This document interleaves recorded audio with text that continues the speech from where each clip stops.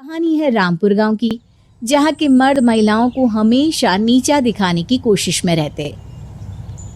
अरे अभी तक खाना नहीं आया क्या? मुझे एक और शादी करने की जरूरत है।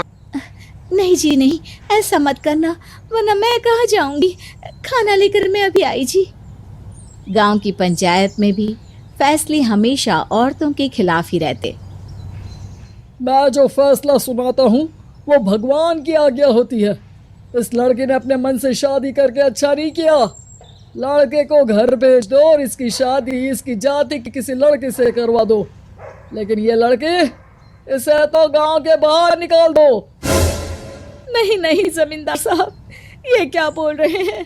ऐसा नहीं हो सकता। मेरी बेटी मासूम है, इसे अच्छे बुरे की समझ नहीं है। अरे कहाँ जाएगी ये बेचारी? कहाँ जाएगी? इतनी चिंता है तो पूरे परिवार का गांव निकाला कर देते हैं। बेचारे पूरे बसे बसाए परिवार को गांव छोड़ना पड़ता है। चाहे जो हो, अगर बेटियों को कंट्रोल नहीं कर सकते तो गांव में रहने का कोई मतलब नहीं है। यहाँ औरतों को दब कर रहना होगा। कोई भी अपने हिसाब से कुछ नहीं कर सकता, सब ईश्वर की मर्जी से ही होगा। तभी गांव का एक आदमी दौड़ा दौड़ा आता है। सरपंच साहब, जमींदार साहब, वो कालिया है ना, उसकी बेटी पढ़ने के लिए शहर जा रही है। अच्छा, ये कब हो गया? और कालिया की हिम्मत कैसे हो गई ऐसा करने की? लेकर आओ उसे और उसकी बेटी को। बस फिर क्या था, हाजिर हो जाते हैं कालिया और उसकी बेटी सरपंच के सामने। अरे कालिया, ये क्या सुनने में आ रहा है? बेटी को इंजीनियर बना रहा है तू? और ये बता, गांव में तो स्कूल नहीं है, फिर कहाँ से इतनी क्लास पास कर गई तेरी बेटी? राधा, जो कि कालिया की बेटी है, उसे लगता है कि सरपंच उसकी तारीफ कर रहे हैं। सरपंच जी, मैंने ऑनलाइन पढ़ाई की है, डिस्टेंस लर्निंग से। सभी में मैंने अच्छे नंबर पाए हैं, जिसे देखते हुए शहर की इंजीनियरिंग कॉलेज में मुझे स्कॉलरशिप मिली है। वाह जी वाह, क्या होती है ये? पहले तो ये बताओ, फिर आगे की बात करते हैं। पूरा गांव राधा की बात सुन रहा था और राधा बोलती जा रही थी। तो ऐसे मैं फ्री में एक अच्छी शिक्षा लेकर गांव में जो कुछ परेशानियां हैं, जैसे बिजली, पानी और इंटरनेट जैसी समस्याओं के लिए काम करूंगी। मैं गांव को शहर से जोड़ने के लिए पुल का निर्माण करवाने का प्रस्ताव रखूंगी। मुझे पूरी उम्मीद है कि जल्द ही हमारा गांव भी तरक्की की राह पर चल पड़ेगा। राधा की बात सुनकर सारे गांव वाले ताली बजाने लगते हैं। सरपंच को समझ नहीं आता कि वो क्या करे। चुप रह नादान लड़की, गांव के खिलाफ जाने के लिए तुझे गांव से बेदखल कर दिया जाएगा, वो भी पूरे परिवार के साथ। और हाँ, अगर ठीक से गांव में रहना चाहती है तो ये पढ़ाई लिखाई छोड़ दे, हम तेरे लिए गांव का कोई होनहार लड़का देखेंगे। तभी गांव का एक आदमी बोल पड़ता है। अरे नहीं नहीं सरपंच जी, राधा बिटिया जो बता रही है, अगर वैसा हो जाए तो हम लोगों को पैसा कमाने के लिए बाहर नहीं जाना पड़ेगा। हाँ जी, और ना ही कोसों दूर पानी के लिए भटकना पड़ेगा। हमारे बच्चे भी अच्छी पढ़ाई कर सकेंगे और आगे बढ़ेंगे, ना कि हमारी तरह खेती करते बैठेंगे। क्यों गांव वालों, राधा बिटिया का साथ देना चाहिए ना। सरपंच देखता है कि गांव राधा के साथ है तो वो चुप हो जाता है। वो घर आकर अपने सलाहकार से बात करता है, जो बहुत ही चालाक किस्म का इंसान होता है। अरे सरपंच साहब, आपको बहुत ही होशियारी से काम लेना पड़ेगा। एक बार गांव तरक्की कर गया, यहाँ के बालक पढ़ लिए तो कोई ना पूछेगा आपको। और फिर ये जो बेटा और बेटी है ना आपके, इनको भी आम लोगों की तरह ही जीवन जीना होगा। हाँ, लेकिन करे तो क्या करे? वो ना आप मुझ पर छोड़ दीजिए, बस मैं जैसा बोलूं करते जाइए। अगले रोज सुबह जब गांव वाले सोकर उठते हैं तो राधा के घर के बाहर और साथ ही वो लोग जिन्होंने राधा का सपोर्ट किया था, उनके घर के आगे लाल रंग से कल आऊंगी लिखा होता है। कल आऊंगी?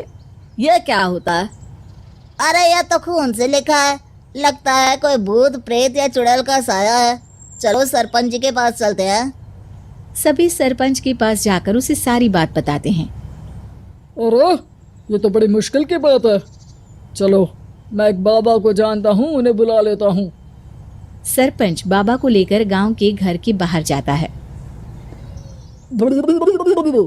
ओहो, तो ये वो चुड़ैल है जो उन लोगों को निशाना बनाते हैं जो गांव को बदलने का सपना देखते हैं।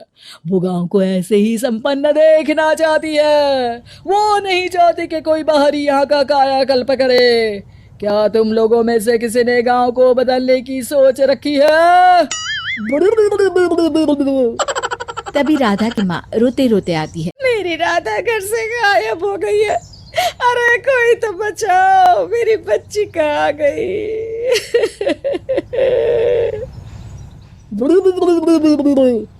ले गई वो चुड़ैल, तेरी बच्ची को ले गई। अब वो उसे श्रापित करके छोड़ेगी, उस पर चुड़ैल का साया हो जाएगा। तभी बुरी सी हालत में राधा भी वहां आ जाती है।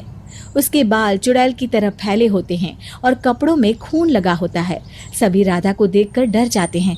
माँ, पता नहीं मुझे कौन उठा कर ले गया था।